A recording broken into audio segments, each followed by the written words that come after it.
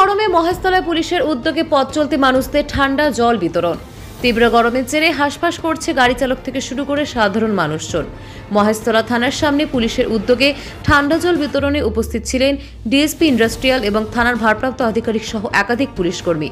ঠান্ডা জল তুলে দেওয়া হয় গাড়ি চালক থেকে শুরু করে সাধারণ মানুষ, স্কুল পড়ুয়াদের হাতে। পুলিশের মানবিক রূপ দেখে ধন্যবাদ জানান তারা পুলিশকে।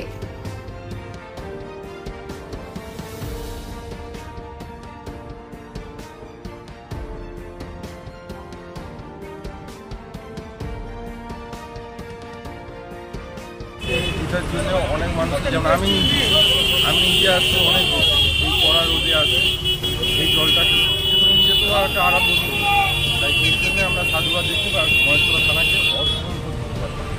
আপনার নাম? আর এই প্রকল্পটা আরও যাতে নেক্সট বছর থেকে আরও যাতে করে যেতে পারে, সেটাকে আমরাও ইয়ে করবো যে যাতে এই প্রকল্পটা ব্যবস্থা করি। আপনার নাম? সলিল মাঝি, আমি মহেশতলা থানার আন্ডারেই থাকি।